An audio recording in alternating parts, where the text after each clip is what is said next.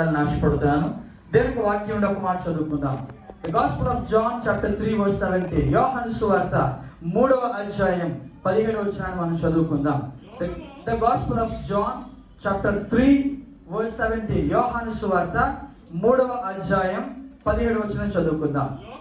లోకము తన కుమారుని ద్వారా రక్షణ పొందుటకే గాని లోకమునకు తీర్పు తీర్చుటకు దేవుడు ఆయన లోకములోనికి పంపలేదు. ఇంగ్లీష్ లో రాయబడింది, for God did not send his son into the world to condemn the world but that the world through him might be saved. అంటే లోకము తన కుమారుని ద్వారా రక్షణ పొందుటకే గాని లోకమునకు తీర్పు తీర్చుటకు దేవుడు ఆయన లోకంలోనికి పంపలేదు. యేసు ప్రభు లోకానికి ఎందుకు వచ్చాడో ఈ వచనంలో చాలా క్లారిటీగా ప్రభువారే మాటలు చెప్తూ ఉన్నాడు. నికోదేము తన దగ్గరికి వచ్చినప్పుడు నికోదేము అడుగుతున్నాడు, అయ్యా మరి నువ్వు చాలా మంచి దేవుడు, మంచి బోధకుడువు, మంచి టీచింగ్ చేస్తున్నావు అంటే ప్రభువారు రక్షణ గురించి మాట్లాడతారు. ఒక వ్యక్తి బాప్తిస్మం తీసుకోవాలి, ఆత్మతో నడిపించబడాలి, అప్పుడే పరలోకానికి వెళ్తాడు అని ఆ వ్యక్తితో మాట్లాడతాడు. పరలోకం గురించి మాట్లాడతాడు. అంతే కదా, మనం ఎందుకు ఈ లోకంలో జీవిస్తున్నాం, ఎందుకు యేసు ప్రభువుని నమ్ముకున్నాం?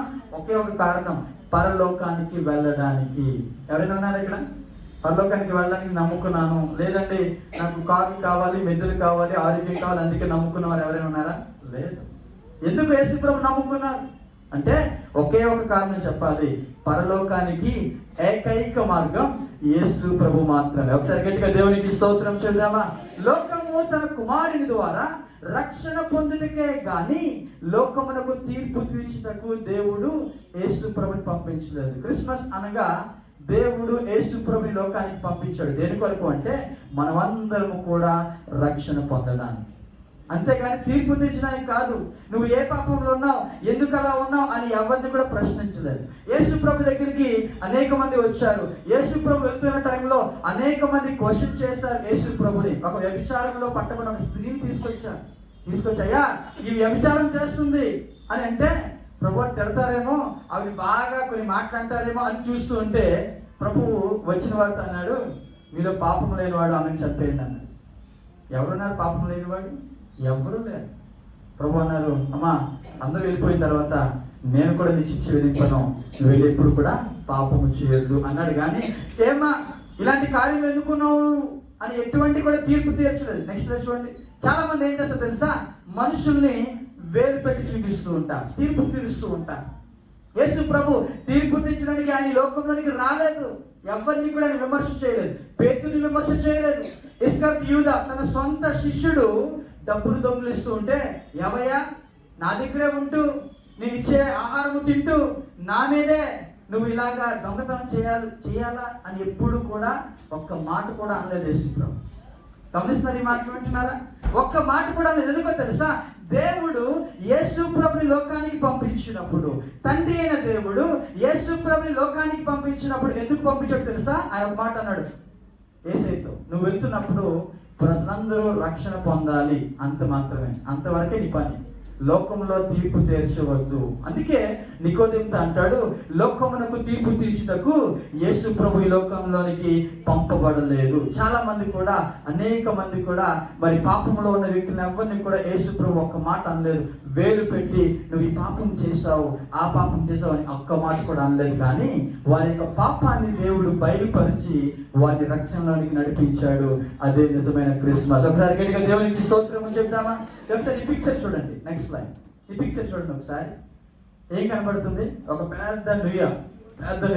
ఆ నుయ్యలో ఒక వ్యక్తి పడిపోయినాడు. ఇది నిజంగా జరిగిన విషయమే. పడిపోయినాడు. 6 రోజుల వరకు, 6 days వరకు అందులోనే ఉండిపోయాడు. ఎవరు కూడా అతన్ని రక్షించలేదు. ఈలోపు చాలా మంది తెలుస్తుంది ఆ విషయము. Next line. వారు వచ్చి ఆ వ్యక్తిని ఏం చేశారంటే ఆ వ్యక్తిని ఏం చేశారంటే జాగ్రత్తగా మెల్లగా బయటకు తీసుకొచ్చి తర్వాత అతనికి కావాల్సిన ట్రీట్మెంట్, మేబీ అంబులెన్స్ పిలిచి అతను ఎక్కించుకొని అతన్ని 6 రోజుల తర్వాత అతను ఎక్కడికి తీసుకెళ్ళాలంటే హాస్పిటల్ తీసుకెళ్ళి అతనికి మరి ట్రీట్మెంట్ ఇప్పించి బాగు చేశాను. యేసు ప్రభు చేసే పరిచయం కూడా సేమ్ ఇలాంటిదే. మనమందరం కూడా పాపం అనే ఊపిలోనికి పడిపోయినప్పుడు మన దగ్గరికి వచ్చి ఆయన మనల్ని అక్కడి నుండి లేవనెత్తి మనకు కావలసిన ట్రీట్మెంట్ ఆయన మనకు అనుగ్రహించి మనందరినీ కూడా ఆయన రక్షించుకున్నాడు. గట్టిగా దేవునికి స్తోత్రం చెప్తామా? ఆ వ్యక్తి పడిపోయినప్పుడు ఆ చుట్టూ ఉన్న వారి దగ్గరికి వెళ్ళి, ఏవయ్యా నీకు అసలు కళ్ళు కనబట్టలేదా? ఇక్కడ పెద్ద గొయ్యి ఉంది, నువ్వు చూడలేదా? ఇది తీర్పు తీర్చడం. ఆ వ్యక్తి దగ్గరికి వెళ్ళి, అసలు నీకు భార్య బిడ్డలు ఉన్నారా? వారి గురించి ఆలోచించలేదా? ముందు చూపు లేదా? నీకు భవిష్యత్తు లేదా? అన్ని ఏమీ కూడా ప్రశ్నించకుండా ఆ వ్యక్తికి కావాల్సినవి తెలుసా? ఆ ఊబిలో నుండి రక్షణ కావాలి. యేసు ప్రభు కూడా ఇదే విధంగా సమస్త మానవాళి పాపం అనే ఊబిలో, భయంకరమైన ఘోరమైన శాపం అనే ఊబిలో వారు పడి ఉండినప్పుడు వారిని తీర్పు తీర్చడానికి యేసు ప్రభు రాలేదండి. వారిని చేతులతో ఆయన పైకెత్తి ఆయన ఒక్కసారిగా వారికి రక్షణ అనుగ్రహించాడు. వారందరినీ కూడా తన రాజ్యానికి తీసుకెళ్ళడానికి ఆయన మన కొరకే బలియాగమయ్యాడు. గట్టిగా దేవునికి స్తోత్రము చెప్తామా? అందుకే ఆయన పేరేంటో తెలుసా? మత్తయి సువార్త 1వ అధ్యాయము 21వ వచనంలో రాయబడింది, ఆమె యొక్క కుమారుని కనును తన ప్రజలను వారి పాపముల నుండి ఆయనే రక్షించును గనుక ఆయనకు యేసు అను పేరు పెట్టుదువు. యేసు అనే పేరుకి అర్థం రక్షకుడు.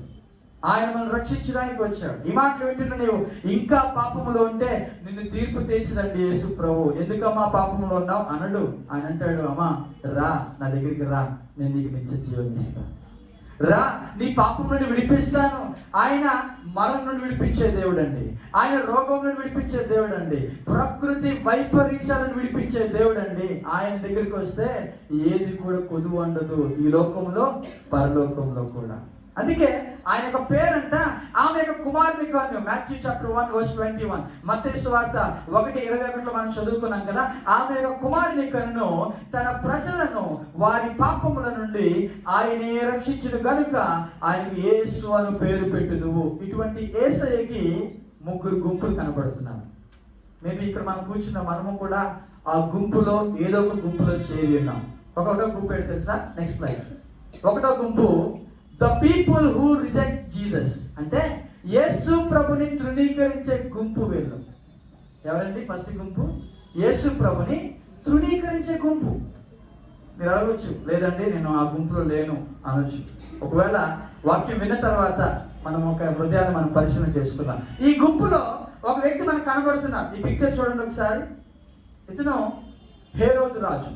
ఎవరు అంటే హేరోదు రాజు యెరూషలేములో రాజ్య పరిపాలన చేస్తూ ఉన్నాడు. ఈ హేరోదు రాజు యెరూషలేములో ఉన్నప్పుడు ఒక 3 జ్ఞానులు అతని దగ్గరికి వచ్చి అడుగుతారు, యూదుల రాజుగా పుట్టినవాడు ఉన్నాడు, ఆయన ఎక్కడో చెప్తే మేము వాళ్ళని పూజిస్తాము అన్న. ఇతను కలవరపడిపోయాడు. అదేంటి, నేను కదా రాజుని, వేరే రాజు పుట్టడం ఏంటి అని చెప్పి చాలా కలవరపడిపోయాడు. వెంటనే కొంతమంది శాస్త్రులను పిలిపించాడు. యేసు ప్రభు ఎక్కడ పుడతాడు, లేకపోతే యూదు రాజు ఎక్కడ పుడతారు అనగానే వారు చెప్పారు, పలానా ప్లేస్ లో అండి, బెత్లెహేంలో అనగానే ఈ రాజు వచ్చి ఏమంటాడు తెలుసా? నెక్స్ట్ స్లైడ్ చూడండి. మత్తయి సువార్త 2వ అధ్యాయము 8వ వచనంలో రాయబడిన మాట చదువుతాను చూడండి. మీరు వెళ్ళి ఆ శిశువు విషయమై జాగ్రత్తగా విచారించి తెలుసుకొనగానే నేను వచ్చి ఆయనను పూజించినట్లు నాకు వర్తమానం తండ్రి చెప్పి వారిని బెత్లెహేమునకు పంపాను. ఇంగ్లీష్ లో ఉంది. Matthew chapter 2:8, and he sent them to Bethlehem and said, go and search carefully for the young child, and when you have found him, bring back word to me that I may come and worship him also. అదేంటండి pastor గారు, యేసు ప్రభుని తృణీకరించే గుంపులో ఈ రాజు ఉన్నారంటారు. చదువుకున్న వాక్యం చూస్తుంటే ఆయన పూజించడానికి నేను కూడా వస్తానని ఒక మంచి మాట అన్నాడు కదా. నిజమే కదా? ఏమన్నాడు? జ్ఞానులను పిలిచి, అయ్యా మీరు వెళ్ళండి, బెత్లెహేంలో ఉన్నాడంట, మీరు వెళ్ళి ఆ శిశువుని జాగ్రత్తగా చూడండి, మీరు వెళ్ళి ఆయన పూజించండి, నా దగ్గరికి వచ్చి నాకు కూడా వర్తమానం తీసుకురండి, నేనేం చేస్తాను, నేను వెళ్ళి ఆయన పూజిస్తాను. అంత మంచి మాట. మరి మీరేంటి పాస్టర్ గారు, యేసు ప్రభుని తృణీకరించే గుంపులో ఆయన ఉన్నాడంటారు అంటే, నెక్స్ట్ వచనం చదువుకుందాం. 13వ వచనం చదువుకుందాం. మత్తయి సువార్తలోనే 2వ అధ్యాయం 13వ వచనము. వారు వెళ్ళిన తరువాత ఇదిగో ప్రభు దూత స్వప్నమందు యోసేపునకు ప్రత్యక్షమై హేరోదు ఆ శిశువును సంహరింపవలెనని ఆయన వెతుక్కుపోచున్నాడు. ఇంగ్లీష్ లో రాయబడింది. Matthew chapter 2:13. Now when they had departed, behold, an angel of the Lord appeared to Joseph in a dream, saying, for Herod will seek the young child to destroy him. మనుషులుగా ఒక వ్యక్తి యొక్క హృదయంలో ఏముందో మనకు తెలియదు. వారు చెప్పిన మాటని బట్టి అబ్బబ్బా వీడు చాలా మంచోడు అనుకుంటాం, కానీ వాడి యొక్క హృదయంలో ఏముందో దేవునికి మాత్రమే తెలుసు. గట్టిగా దేవునికి స్తోత్రం చెప్తామా? యోసేపు పడుకున్నప్పుడు కలలో ప్రత్యక్షమయ్యాడు దేవదూత. ఇగో యోసేపు, హేరోదు ఈ బాబుని చంపబోతున్నాడు, ఇక్కడ నుండి ఐగుప్తుకు వెళ్ళిపో. ఆలోచిద్దాం. యేసు ప్రభువుని తృణీకరించేవారు ఈ లోకంలో అనేక మంది ఉన్నారండి. వారి యొక్క ప్రవర్తన ద్వారా తృణీకరిస్తున్నారు, వారి మాటల ద్వారా తృణీకరిస్తున్నారు, వారి యొక్క చేతల ద్వారా తృణీకరిస్తున్నారు. యేసు ప్రభుని పూజిస్తాను అన్నంతగా అంటున్నారు, కానీ వారి హృదయంలో ఏమని తెలుసా? యేసు ప్రభుని దూషించే గుంపు అండి. మాట వరుసకి వారు ఏమంటారు తెలుసా? నేను కూడా వచ్చి పూజిస్తాను అంటున్నారు, కానీ వారి హృదయంలో ఏముందో తెలుసా? ఆ శిశువుని సంహరింపవాలని వెతుకుచున్న గుంపు ఈ లోకంలో అనేక మంది ఉన్నారండి. ఈ వ్యక్తి హేరోదు రాజు. రెండో వ్యక్తి మనకు కనబడతారు. ఎవరో తెలుసా?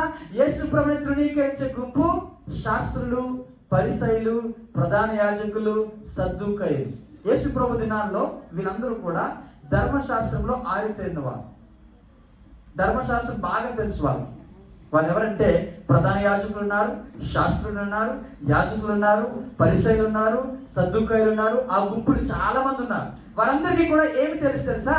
దేవుని యొక్క వాక్యం బాగా తెలుసు, ధర్మశాస్త్రం బాగా తెలుసు. వారు అంత బాగా చదువుకున్నారు. అందుకే కదా హేరోదు రాజు వారిని పిలవగానే, అయ్యా ఇక ఎవరో పుట్టారంట, ఎవరో పుట్టారు, ఎవరో ఎక్కడ పుట్టారో మీరు చూడండి అన్నప్పుడు వారి యొక్క గ్రంథాలు తెరిచి చూడగానే వారు చదివారు యూదయ బెత్లెహేంలోనే. చదవండి మత్తయి సువార్త 2వ అధ్యాయము 4వ వచనం. Matthew chapter 2:4. కాబట్టి రాజు ప్రధాన యాజకులను, ప్రజలలో ఉండే శాస్త్రులను అందరినీ సమకూర్చి క్రీస్తు ఎక్కడ పుట్టినని వారిని అడిగాను. అందుకు వారు యూదయ బెత్లెహేములోనే. వెంటనే చెప్పేశారు ఆ మాట. ఇప్పుడు నేను అడిగాను అనుకోండి బ్రదర్ని, అక్షయ్ బ్రదర్ ఇక్కడ మంచి మాటలు చెప్పండి అంటే వెంటనే ఏం చేస్తారు? ఎందుకంటే వాళ్ళు ఇక్కడ ఉంటారు కదా. అలాగే ఈ ధర్మశాస్త్రం బాగా తెలిసిన పరిసయ్యులు, సద్దూకయ్యులు, శాస్త్రులు వెంటనే తమ గ్రంథాన్ని తెరిచారు. వారు అన్నారు, అయ్యా యూదయ బెత్లెహేములో పుడుతున్నాడు అని వెంటనే చెప్పారు. అంటే వీరికి ఏం తెలుసు? వాక్యం తెలుసు. వీరికి ఏం తెలుసు? యేసు ప్రభు గురించి తెలుసు. అయినా వారు ఎప్పుడైనా ఆ టైంలో బెత్లెహేంకి వెళ్ళి యేసు ప్రభు పుట్టాడంట, యూదారాజు పుట్టాడంట, మనం వెళ్ళి చూద్దామని ఎప్పుడైనా అనుకున్నారా? అనుకోలే. వీళ్ళు కూడా యేసు ప్రభుని తృణీకరించే గుంపు. చాలా మంది తెలుసు. వారు ఏం చేస్తారు తెలుసా? అమ్మా ఏమో చర్చికి రావట్లేదు అంటే, పాస్టర్ గారు నేను బైబిల్ చదువుతానండి ఇంటి దగ్గర కూర్చొని, నేను ప్రార్థన చేసుకున్నాను ఇంటి దగ్గర కూర్చొని, మరి చర్చికి రావంటే వద్దండి నేను రానండి, నేను చర్చికి వస్తే అందరూ ఏమైనా అనుకుంటారేమో, మా బంధువులు ఏమైనా అనుకుంటారేమో, వద్దండి నేను రా. పరిసయ్యులు కానీ, సద్దూకయ్యులు కానీ, శాస్త్రులు కానీ, దేవుని యొక్క ధర్మశాస్త్రం ఎదిగిన వారు ఎవ్వరు కూడా వారు యేసు ప్రభుని చూడడానికి రాలేదు. పైగా అంటారు వారు యూదయ బెత్లెహేంలోనే పుట్టాడండి ఆయన, క్రీస్తు ఎక్కడ పుట్టును అని హేరోదు అడిగిన ప్రశ్నకి వారు ఏమన్నా తెలుసా? పక్కనే ఉంది బెత్లెహేంలో, ఇక్కడే పుడతాడు. మరి మీరు వెళ్ళారా అని అడిగితే ఏమంటే తెలుసా? మాకు ఎక్కడండి పని, మా బైబిల్ చదువుకోవడం సరిపోతుంటాయి చర్చికి. ఇది మరి రెండవ గుంపు. అంటే ఇందులోనే యేసు ప్రభుని తృణీకరించే గుంపులో రెండవ. మూడవ వారు ఉన్నారు. ఎవరో తెలుసా? ముందుకు వెళ్దాం. ఈ వ్యక్తి చాలా విచిత్రమైన వ్యక్తి. ఎవరంటే సత్రపు యజమాని. యేసు ప్రభు ఆయన పుట్టడానికి ముందు మరియమ్మ గర్భవతిగా ఉన్నప్పుడు ఆమె ప్రసూతన నిండిపోయినప్పుడు వారికి అప్పుడే అదే నిజంగా ఆ విషయాన్ని గమనిస్తే మనకు నిజంగా బాధ కలుగుతుందండి. ఏంటి తెలుసా? అదే టైంలో ప్రజా సంఖ్య అంటే ఈ ఆధార్ కార్డులు మీకు రాయాలి, మీరు ఎవరింటికి వారు వెళ్ళండి అన్నప్పుడు మనం ఏం చేస్తాం తెలుసా? మనం ఎక్కడ పుట్టామో అక్కడికి వెళ్ళిపోతాం. అలాగా యోసేపు ఎక్కడ పుట్టాడో ఆ ప్లేస్కి వెళ్ళిపోతున్నాడు. అలా వెళ్ళిపోవడానికి వారందరూ కూడా బయలుదేరినప్పుడు ఆ టైంలో వారు ప్రజలందరూ కూడా ఎక్కడ ఊళ్ళో వారికి వెళ్ళిపోతుంటే సత్రాలు అంటే హోటల్స్ ఖాళీ లేవు, అన్ని నిండిపోయాయి. వీరికేమో స్థలం లేదు, ఎక్కడ ఉండాలో అర్థం కావట్లే. ఈమె చూస్తే ప్రెగ్నెన్సీలో ఉంది, మంచి మరి ప్రసవ టైంలో ఉంది, ఇంకా టైం లేదనమాట ఆమెకి. అలాంటి టైంలో యోసేపు ఎదుగుతూ ఉన్నాడు, ఎక్కడికి వెళ్ళాలా. ఒక హోటల్ దగ్గరికి వెళ్ళాడు. అయ్యా నా భార్య ప్రెగ్నెంట్గా ఉందయ్యా, కొద్దిగా స్థలం ఇస్తారంటే ఆయన అన్నాడు, లేదయ్యా స్థలం లేదు, మొత్తం అంత హోటల్ నిండిపోయింది. మరొక హోటల్కి వెళ్ళాడు, అతను అడుగుతున్నాడు, అతను కూడా లేదయ్యా స్థలం అసలు లేదు, మొత్తం అతను నిండిపోయాను. మరి ఏమైనా చూడండి అంటే అతను అన్నాడు, అయ్యా నా సత్రం వెనకాల ఒక చిన్న పశువుల తొట్టు ఉంది, పశువుల పాక ఉంది, ఆ పశువుల పాకలో మరి ఉంటావా? అయ్యా పర్లేదు ఉంటాను, ఇప్పుడు ఎక్కడికి వెళ్ళడానికి లేదు అనగానే ఆ సత్రం వెనకాల తీసుకెళ్ళిపోయి వారిని కూర్చోబెట్టేసి ఇతను బయటకు వచ్చేసాడు. ఇప్పుడు ఇతని గురించి ఆలోచిద్దాం. ఈ యొక్క ఇతను ఈ సత్రంలో ఉన్న వారి గురించి, వారికి ఏం కావాలో, వారికి భోజనం కావాలో, వారికి వాటర్ కావాలో అన్నీ చూసుకున్నాడు. కానీ ఏ సమయంలోనైనా ఒక్కసారైనా ఆమె ఎలా ఉంది, ఆమె గర్భం ధరించిన ఆమె శిశువుని కన్న తర్వాత శిశువు ఎవరు ఒకసారి చూద్దాం అనే ఆలోచన ఇతనికి లేదు. యేసు ప్రభు మాత్రం స్థలం ఇచ్చాడు, కానీ ఆ యేసు ప్రభు దగ్గరికి వెళ్ళడానికి ఇతనికి ఏం లేదు తెలుసా? టైం లేదు. యేసు ప్రభుని తృణీకరించే గుంపు ఇది. యేసు ప్రభుని గురించి తృణీకరిస్తున్న ఈ యొక్క వ్యక్తి, సత్రపు యజమాని కూడా యేసు ప్రభుని చూడడానికి వెళ్ళలేదండి. తనకి స్థలం ఇచ్చాడు, ఆయనకి స్థలం. చాలా మంది నా ఇంటికి వెళ్తుంటే నాకు ఒక సహోదరి గుర్తొస్తుంది. వాళ్ళ ఇంటికి వెళ్ళాము. వాళ్ళ ఇంటికి వెళ్తే లోపల చూస్తే ఒక చక్కటి ప్రేయర్ రూమ్ ఉంటుంది. ప్రేయర్ రూమ్ అంటే ప్రార్థించుకోవడానికి మంచి రూమ్ కట్టుకున్నారు. వాళ్ళు చాలా మంచి ధనవంతులు. ఆ రూమ్ కట్టుకున్నారు. కానీ ఆమె ఏనాడు కూడా చర్చికి వెళ్ళదు. ఇంట్లో మాత్రం ఏముంది? యేసుప్రభుకి స్థలం ఇచ్చినట్టుగా చాలా మంది ఉంటారు, కానీ వారు తమ హృదయంలో స్థలం అనేది లేదు. ఇప్పుడు కూడా 2024 సంవత్సరాలు గతిస్తున్నా కూడా యేసుప్రభుకి ఏం లేదు తెలుసా? స్థలము లేదండి. ఆయన అంటాడు, నక్కలకు బొరియలు ఉన్నాయి, ఆకాశ పక్షులకు గూళ్ళు ఉన్నాయి, కానీ మనుష్య కుమారునికి తలవాల్చుకోవడానికి స్థలము లేదు. ఆయన ఎక్కడ స్థలం కోరుతున్నాడు తెలుసా? మన ఇంట్లో కాదండి, మన హృదయములో ఆయన స్థలాన్ని కోరుతున్నాడు. గట్టిగా దేవునికి స్తోత్రము చెప్తామా? ఈ యొక్క సత్రపు యజమానికి టైం చెక్కలేదు. ఆ యొక్క హోటల్ వెనక్కి వెళ్ళి ఆ యొక్క పశువుల పాకల్లో ఉన్న యోసేపుని మరియమ్మని కలిసమ్మా బాగున్నారా, బాగుంటాడా ఏమీ అడగలేదు. తన దారిలో తాను ఉన్నాడు. యేసు ప్రభుని పట్టించుకోలేదు. ఇది మరి మొట్టమొదటి గుంపు, యేసు ప్రభుని తృణీకరించే గుంపు. ఒకవేళ దేవునికి వాక్యం ఎరిగి కూడా దేవుని యొక్క మరి ప్రార్థన చేసుకుంటూ కూడా సంఘానికి రాకుండా ఒకవేళ కనుక మీరు అలా ఉంటే యేసు ప్రభుని మీరు బాధపడిపోయినా వాస్తవానికి ఏంటి తెలుసా? మనం ప్రభువుని తృణీకరించిన వారంగా ఉంటూ ఉన్నాం. We are rejecting Jesus. ఎవరిని తృణీకరిస్తున్నాం? యేసు ప్రభుని తృణీకరిస్తున్నాం. అందుకే యేసు ప్రభు మాట అంటాడు, చదవండి ఒకసారి. మత్తయి సువార్త 7వ అధ్యాయం 22వ వచనం చదవండి. యేసు ప్రభు అన్నమాట. మత్తయి సువార్త, gospel of Matthew chapter 7 verse 22. ఆ దినమందు చూడండి, అనేకులు, కొద్దిమంది కాదు, అనేకులు నన్ను చూచి ప్రభువా మేము నీ నామమును దయ్యాన్ని వెళ్ళగొట్టలేదా? నీ నామమున అనేకమైన అద్భుతాలను చేయలేదా అని చెప్పుదురు. అప్పుడు చూడండి, నేను మిమ్మును ఎన్నడూ ఎరుగను అని అక్రమము చేయవాళ్ళరా నా ఎదురుని పొంది అని చెప్పుదురు. ఒకసారి ఆలోచిద్దాం. వారంట అక్కడ ఏమైనా పాపం చేసినట్టుగా రాయబడింది. అక్కడ మేము పాపం చేసాం అందుకే లేదు. అదే మన అనేకులు నన్ను చూసి అంటారంట, అయ్యా నీ నామం మేము ప్రవచించలేదా? రెండోది, నీ నామమును మేము అద్భుతాలు చేయలేదా? మూడవది, నీ నామమును మేము దయ్యాన్ని వెళ్ళగొట్టలేదా అని అడుగుతారంట. ప్రభువారు ఒకే ఒక మాట అంటారు, చాలా సింపుల్ గా, మీరెవరో నాకు తెలియదు. ఇది హేరోదు గుంపు, లేకపోతే ఆ యొక్క సత్రపు యజమాని గుంపు, లేకపోతే పరిసయ్యులు, శాస్త్రులు, ప్రధాన యాజకులు, వీరందరి గుంపు యేసు ప్రభువుని తృణీకరించే గుంపు. ఇది మొట్టమొదటి. The people who reject Jesus. రెండో గుంపు ఉన్నారు, ఎవరో తెలుసా? Those who rejoice in Jesus. యేసు ప్రభువును చూచి తరించే గుంపు. మొట్టమొదటిది తృణీకరించే గుంపు. ఎవరండి? తృణీకరించే గుంపు. చెప్పండి ఒకసారి. యేసు ప్రభుని తృణీకరించు గుంపు మొట్టమొదటి. రెండవది, యేసు ప్రభుని చూచి తరించే గుంపు. వీళ్ళు బాగా ఎంజాయ్ చేస్తారు, బాగా సంతోషిస్తారు, బాగా రిజాయిస్. ఇంగ్లీష్ లో రాయబడింది, those who rejoice by seeing Jesus. ఎవరో తెలుసా? మొట్టమొదటి గుంపు గొర్రెల కాపరు, షెపర్డ్స్. గొర్రెల కాపరులు వారి పొలంలో ఉండి వారు గొర్రెలు కాల్చుకుంటున్నారు.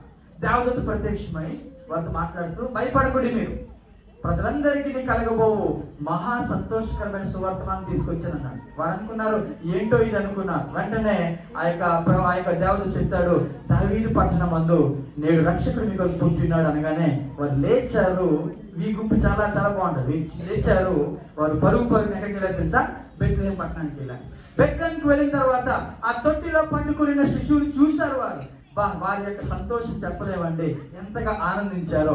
అక్కడే మేము డాన్సులు వేస్తుంటారు, అక్కడే గెంతులు వేస్తుంటారు, చక్కగా ఆనందించారు. తిరుగు ప్రయాణంలో అందరికీ చెప్పడం ప్రారంభించారు, ఇగో ప్రభువు జన్మించారంట, బెత్లెహేములో జన్మించింది చూసాం, మీరు కూడా వెళ్ళి చూడండి అని వారి ఇంటికి వెళ్ళిపోయారు.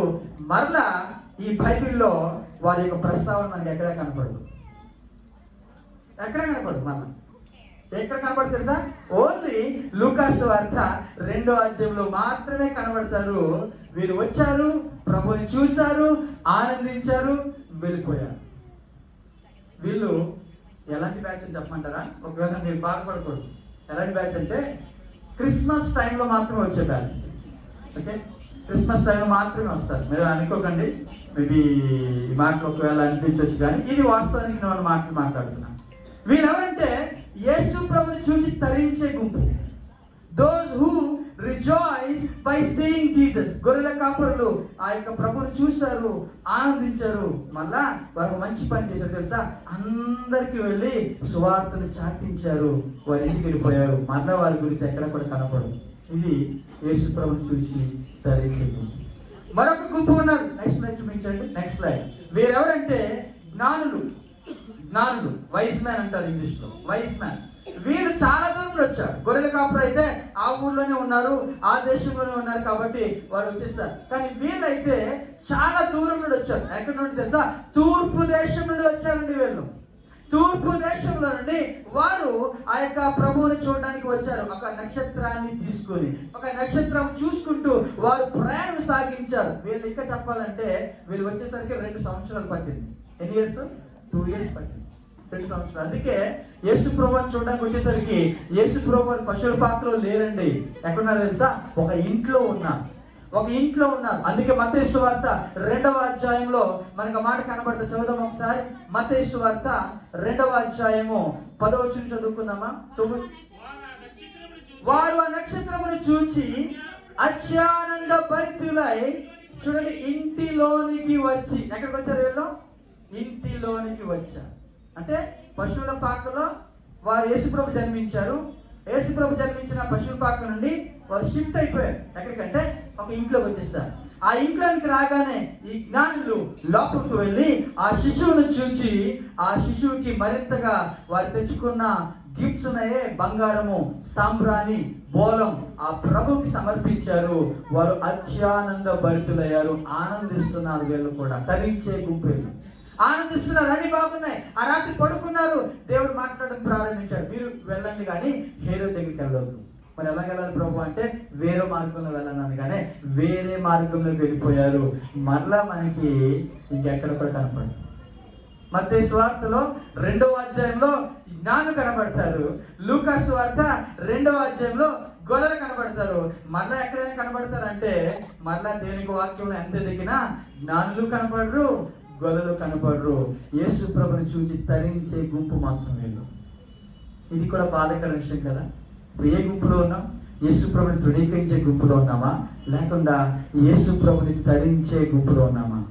ఈ రెండు కూడా డేంజరస్ గుంపులే. 3వ గుంపు ఉందే, అది చాలా శ్రేష్టమైన గుంపు. చెప్పమంటారా? 3వ గుంపు those who renounce their lives for Jesus. అంటే యేసు ప్రభు కోసం తమ జీవితములను త్యాగము చేసే గుంపు. గట్టిగా దేవునికి స్తోత్రము చేద్దామా?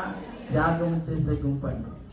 యేసు ప్రభు కోసం తమ యొక్క జీవితాలనే వారు త్యాగం చేసిన గుంపులో మనకు కనబడేది ఎవరో తెలుసా? ఒక అమ్మాయి కనబడుతుంది ఇక్కడ. ఆమెకు పెళ్లి సెట్ అయిందంతే, ఎంగేజ్మెంట్ అయింది. ఆ టైంలో ఒక దేవుడు వచ్చి అంటాడు, అమ్మా నీవు దేవుని దయ పొందుకున్నావు, మరి నీ ద్వారా యేసు ప్రభు పుట్టాలనుకున్నాడు, మరి నువ్వు అవకాశం ఇస్తావా అంటే ఆమె అంటుంది, ఇది ఎలా సాధ్యం అంటుంది. ఇదెలా సాధ్యం అంటే అది దేవుడు చూసుకుంటాడు, నువ్వేం భయపడక్కర్లేదు, నీ జీవితం ఇస్తావా అంటే ఆమె అంటుంది, నీ యొక్క మాట చెప్పున జరుగును గాక, నేను ప్రభువు దాసురాలను, నా జీవితాన్ని ఇస్తాను అనే మాట అనగానే దేవదూత ఆమెను విడిచిపెట్టి వెళ్ళిపోయాడు. గట్టిగా దేవునికి స్తోత్రము చెప్తామా? చదవండి ఒకసారి. లూకాసు వార్త 1వ అధ్యాయం 38వ వచనం చూడండి. Next line. లూకాసు వార్త 1వ అధ్యాయం 38వ వచనం. అందుకు మరియా, ఇదిగో ప్రభువు దాసురాలను, నీ మాట చొప్పున నాకు జరుగును గాక అనెను. అంతటా దూత ఆమె యొద్ద నుండి వెళ్ళాను. ఇంగ్లీష్ లో రాయబడి తెలుసా, ద ఏంజల్ లెఫ్ట్ మేరీ, అంటే మరియని దేవదూత విడిచిపెట్టి వెళ్ళిపోయాడు. చాలాసార్లు మనకు అనిపిస్తుంది దేవుని దేవత మనతోనే ఉంటే బాగుంటుంది. ఇక్కడ చూడండి, మరియమ్మని ఆ మాట చెప్పేసిన తర్వాత ఆమెను విడిచి వెళ్ళిపోయాడు దేవదూత, కానీ దేవుడు ఆమెను విడిచిపెట్టలేదు. గట్టిగా దేవునికి స్తోత్రం చేద్దామా. కొన్నిసార్లు మనకు అనిపిస్తుంది దేవుడు ఇచ్చిన వాగ్దానం ఆయనే దేవదూతని పెట్టేసి ఆ వాగ్దానం అంతా కూడా ఆయనే నెరవేర్చుకుంటే ఎంత బాగుంటుంది. మరి అనుకునేదిలాగా దేవదూత ఇచ్చాడు, నాకు చెప్పాడు ఇదే మాట నా యొక్క తల్లిదండ్రుల దగ్గరికి వెళ్ళి, అమ్మా నీ కుమార్తె మరియమ్మ మరి గర్భవతి చెప్తే ఎంత బాగున్నాను, లేదా బయటకి వెళ్ళి గర్భవతి అవుతే చెప్తే బాగుంటుంది. ఎందుకంటే కన్యక గర్భవతి అంటే పెళ్లి కాకుండా గర్భవతి అయితే ఎంత ప్రాబ్లం వస్తుంది. ఇవన్నీ కూడా దేవదూత చేస్తే బాగుంటుందని మనసులో అనుకుంటే దేవదూత చెప్పేసి టాటా బాయ్ బాయ్ అనుకుంటే అక్కడ వెళ్ళిపోయాడు. మరియమ్మకు ఒక బాధ కలుగుతుంది, అయినా కూడా ప్రభువు కొరకు త్యాగము చేయగలిగేది. గట్టిగా దేవునికి స్తోత్రము చెప్తామా. ఈమె పేరు మరియమ్మ అండి. ఆమె యొక్క జీవితాన్ని ప్రభు కొరకు త్యాగం చేసింది. ఎన్నెన్ని మాట్లాడినారు తెలుసా. ప్రభువు ఆమె యొక్క గర్భంలో పుట్టినప్పుడు ఆమె గర్భవతి అయింది. ఆ చుట్టూలందరూ కూడా మాట్లాడమే, ఏమా నువ్వు తప్పని చేసావు, పాడు పని చేసావు, నీకు ఇంకా ఎంగేజ్మెంట్ మాత్రమే అయింది, పెళ్ళి అవ్వలేదు, పెళ్ళి అవ్వకుండా ఏంటి ఈ గర్భము అని తిడుతూ ఉంటే ఆమె సహించింది. మేబీ ఇంట్లో వెళ్ళి ఏడ్చిందేమో. తల్లిదండ్రులు కూడా తిడుతూ ఉన్నారు, ఏంటమ్మా మరియమ్మ నువ్వు మంచిదని అనుకుని ఏంటి ఎక్కడ ఏం తప్పు చేస్తావు అని ఆమె అంటుంటే, అమ్మా లేదమ్మా పరిశుద్ధాత్మలో నేను గర్భం వచ్చిందంటే ఏమంటారు తల్లిదండ్రులు? నమ్ముతారా? వారు ఎక్కిరిస్తున్నారు, నవ్వుతున్నారు. 9 నెలలు ఆమె గర్భమునే ఆమె ధరించింది. యేసు ప్రభు కోసము త్యాగము చేస్తే ఖచ్చితంగా మనుషులు ఏం చేస్తారు తెలుసా, నిందిస్తారు. ఏవయ్యా రోజు చర్చి అంటావు, ఎందుకు వెళ్ళిపోతారు చర్చికి? లేదంటే చర్చికి వెళ్తే సమాధానంగా ఉంటుంది. సమాధానం అక్కడ రాదు, రా చిన్న మంది అర్థం, రా సింహానికి వెళ్దాం. ఇవన్నీ కూడా లోక సమాజమైన మాటలు వారు చెబుతూ ఉంటారు. మనల్ని ఏం చేస్తారు తెలుసా, ప్రభువుని దూరం చేస్తూ ఉంటారు. కానీ మనము ప్రభు కొరకే మన జీవితాన్ని త్యాగము చేయాలి. గట్టిగా దేవునికి స్తోత్రము చెప్తామా. త్యాగం చేసే గుంపు అంటే మరియమ్మ మాత్రమే కాదు, మరొక వ్యక్తి మనకు కనబడతాడు. నెక్స్ట్ లైఫ్ యోసేపు ఎవరో కాదు, మరియమ్మ భర్త. మరియమ్మ ఆ యొక్క యోసేపుకి ఎంగేజ్మెంట్ అయింది. ఎంగేజ్మెంట్ అంటే ప్రధానమైన తర్వాత యోసేపు ఇంటికి వెళ్ళిపోయిన తర్వాత ఉత్తరం రాసింది మరియమ్మ. ఏమని తెలుసా, ఇదిగో యోసేపు గారు నేను ప్రెగ్నెంట్ అని చెప్పింది. యోసేపు షాక్, ఏం చేయాలి అర్థం కాలేదు. ఏంటి నేను మంచిదనుకుని అమ్మాయి మంచిదనుకుని సెట్ చేశారు మా పేరెంట్స్ మ్యారేజ్, ఇప్పుడేమో ఈమె ప్రెగ్నెంట్ చెప్తుంది. వెంటనే అడుగుతున్నాడు, మీ డాడీ మమ్మీ చెప్పావా? చెప్పానండి అని. మరి వాళ్ళు అనుకున్నారంటే పర్లేదు, వాళ్ళు కూడా మరి బాధపడుతున్నారు, నన్ను తిడుతున్నారంటే ఇతను అనుకున్నాడు, అమ్మో ఈమె చాలా మరి మంచిది కాదు, ఈమె చాలా భయంకరమైన అమ్మాయి అనుకుని సరే అమ్మ ఉంటా అని చెప్పి ఆ లెటర్ ఆపై పంపించేశాడు. తర్వాత మనసులో అనుకున్నాడు, ఈమెను విడిచిపెట్టేద్దాం, ఈమెను వదిలేద్దాం, ఎందుకంటే ఈమె ఇంత తప్పు పని చేసింది, పాడు పని చేసింది అని ఆమెను వదిలేద్దాం అనుకుని మనసులో అనుకున్నాడంట. మరి పైగా అనుకున్నాడు, ఈమె చాలా మంచిది కదా, రహస్యంగా వదిలేద్దాం. అందరికీ చెప్తే రాళ్ళు తీసుకుని చంపుతారు. ఆ రోజుల్లో ఇలాంటి పాడు పని ఎవరైనా చేస్తే రాళ్ళు తీసుకుని చంపేవారండి. అయితే యోసేపు అనుకున్నాడు, రహస్యంగా వదిలేద్దాం అనుకున్నాడు. అయితే ఏమైంది తెలుసా, దేవదూత ప్రత్యక్షమయ్యాడు. స్వప్నంలో కలలో ప్రత్యక్షమై, యోసేపు భయపడద్దు, పరిశుద్ధాత్మ ద్వారా నీ భార్య అయిన మరియ గర్భము ధరించింది. ఆ యొక్క పుట్టబోయే శిశువు పరిశుద్ధుడండి, ఆయన పేరు యేసు, అంటే పాపము నుండి విడిపించే దేవుడు అని ఎప్పుడైతే దేవదూత చెప్పిందో ఆ మాటను తీసుకున్న యోసేపు మరియని చేర్చుకుంటాడు. గట్టిగా దేవునికి స్తోత్రం చేద్దామా. హల్లెలూయా. యోసేపు కూడా త్యాగం చేశాడండి. ఆ మాట విన్న తర్వాత మేబీ తర్వాత తల్లిదండ్రుల దగ్గరికి వెళ్ళి, డాడీ ఇలాగా మరియమ్మ ప్రెగ్నెంట్ అయిందని, కానీ వాళ్ళ షాప్, అయ్యో ఎలాగా అతను అన్నాడు, భయపడుతూ నాకు దేవదూత చెప్పాడు, ఇలాగా ఆమె పరిశుద్ధాత్మ ద్వారా గర్భము ధరించింది అని ఆ మాట చెప్తూ ఉంటే వారు కూడా నవ్వుంటారు, వెకిలిగా నవ్వుంటారు. ఆ అవమానాలన్నీ కూడా మోసుకుంటూ యేసు ప్రభుని లోకానికి తీసుకురావడానికి 2 వ్యక్తులు త్యాగం చేశారు, మరియమ్మ, యోసేపు. గట్టిగా దేవునికి స్తోత్రము చెప్తాం. ఈరోజు నీ గర్భములో యేసు ప్రభు ఆ విధంగా, అంటే నీ హృదయంలో యేసు ప్రభు జన్మించాలని ఆశపడుతున్నాడు. ఇతరులకు ఆ యేసు ప్రభుని చూపించడానికి నువ్వు ఇష్టపడుతున్నావా? ఇష్టపడాలంటే ఖచ్చితంగా త్యాగం చేయాలి. తృణీకరించే గుంపు ఉన్నదే, అది వారు ఏమి చేయక్కర్లేదు. వారు అసలు చాలా యేసుప్రభుని తృణీకరించే గుంపులోనే ఉన్నారు. రెండో గుంపు ఉంది, వారు తరిస్తారు, ప్రతి మీటింగ్ ని బట్టి వారు ఆనందిస్తారు, అంతే, అంతకు మించి వారు ముందుకు వెళ్ళరండి. ఈ మూడో గుంపు ఉందే, వారెవరో తెలుసా? యేసు ప్రభు కోసం త్యాగము చేస్తారు, జీవితాన్ని త్యాగం చేస్తారు, సమయాన్ని త్యాగం చేస్తారు, తమ తలాంతుని త్యాగం చేస్తారు, తమ యొక్క ఉద్యోగాన్ని త్యాగం చేస్తారు. దేవుని కోసం బ్రతకడానికి వారు పలు విధాల ప్రయత్నిస్తారు. యేసు ప్రభు కోసం త్యాగం చేసే గుంపు. గట్టిగా దేవునికి స్తోత్రము చెప్తామా? దీనికి ఈజీగా అర్థం చేసుకోవాలంటే చాలా సింపుల్ గా చెప్పొచ్చు. ఏంటి తెలుసా? సంఘంలో ఒక మీటింగ్ ఏర్పాటు చేసాం అనుకోండి, కొంతమంది అంటారు ఏంటి తెలుసా? ఎందుకండి పాస్టర్ గారు మీటింగ్ పెట్టడం ఎందుకండి, డబ్బులు దండగా, ఇవి దండగా, అవి దండగా అని మాట్లాడే గుంపు యేసు ప్రభుని తృణీకరించే గుంపు. రెండో గుంపు ఎవరో తెలుసా? మీటింగ్ పెడితే హాయిగా పెట్టండి పాస్టర్ గారు, మేము ఉంటాం, మేము చూస్తాం, మేము ఆనందిస్తాం అని ఆనందించే గుంపు అంటారు. కానీ మూడో గుంపు, శ్రేష్టమైన గుంపు ఏంటి తెలుసా? పాస్టర్ గారు మీరు మీటింగ్ పెట్టండి, దానికి కావలసిన సపోర్ట్ అంతా కూడా నేను చూస్తాను, దాని గురించి నేను రోజు ప్రార్థన చేస్తాను, రోజు ఉపవాసం ఉంటాను, ఆ యొక్క మీటింగ్ దేవునికి మహిమకరంగా జరిగినట్లుగా నేను ప్రార్థన చేస్తానని వారి యొక్క జీవితాన్ని త్యాగము చేసే గుంపు అండి మూడవ గుంపు. తల ఉంచుదామా, కళ్ళు మూసుకుందామా, చిన్న ప్రార్థన చేసుకుందాం. యేసు ప్రభు లోకంలోనికి ఎందుకు వచ్చాడు తెలుసా? తీర్పు తీర్చడానికి రాలేదు, కానీ ఆయన వచ్చిందని తెలుసా? ఆయన రక్షణ ఇవ్వడానికి వచ్చాడు, నేను రక్షించడానికి వచ్చాడు.